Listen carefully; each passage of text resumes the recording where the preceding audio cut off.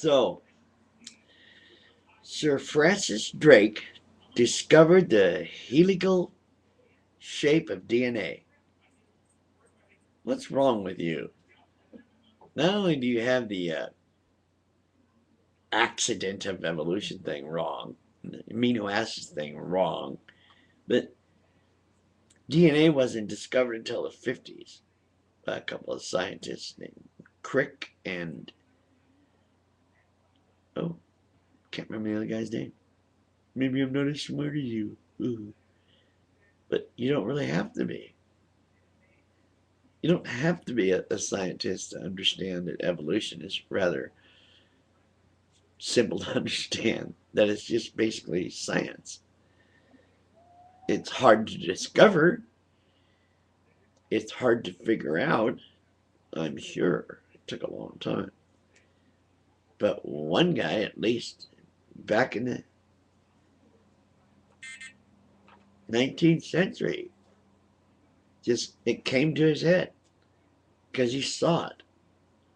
And that's the point. You say, how could evolution happen? Well, it did. Here it is.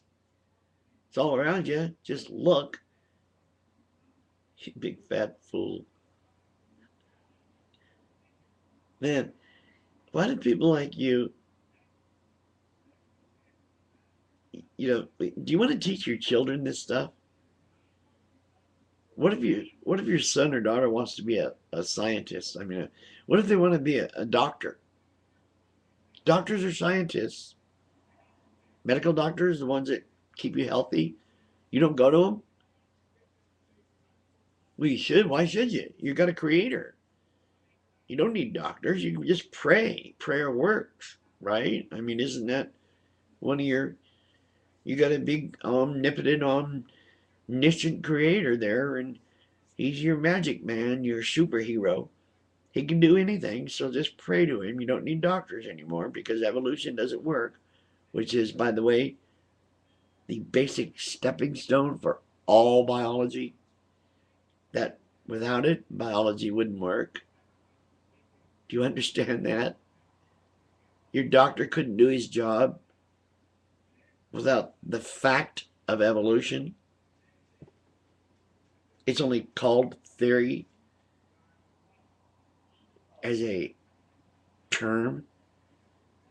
Theory and scientific principles doesn't mean unknown. Don't you get that? It doesn't mean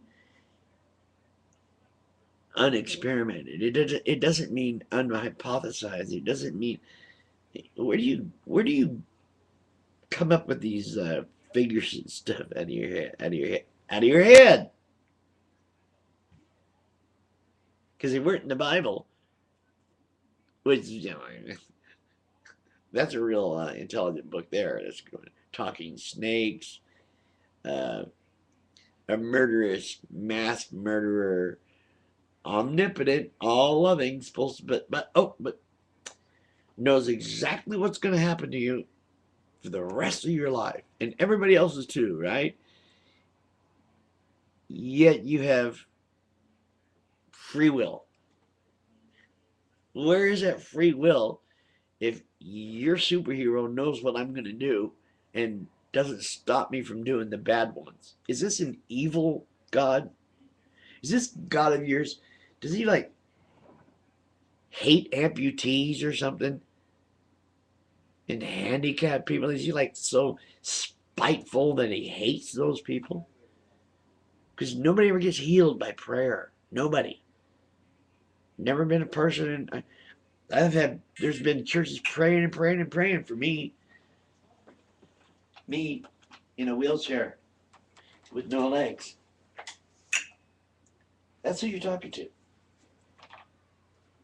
And I still believe in evolution. I still understand evolution. We know how it works. That doesn't mean we have the answers to everything. Why, you think just because you can find some hole in evolution automatically, there's a God?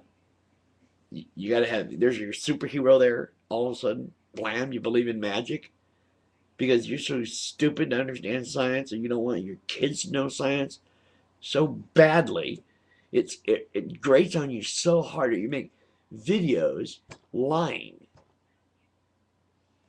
about life and biology, telling your kids that, oh, you don't want to be a doctor, you'll have to learn evolution and biology. Well, what other answer do you have? Is all you're going to do is rant and rave about your creationism? What a stupid way to live. I really feel for your kids. I bet you're taking them to church. You got some guy up there threatening to cut off a piece of their penis or burn forever in hell if they don't believe the way they do, or some other freaking threat. You guys are too much. Evolution is mathematically impossible, you said. You don't know your math very well. Good afternoon, everybody. I'm just an earthling. This is my channel. And that's my answer to creationism. Evolution is mathematically impossible. Oh boy. Go back to school.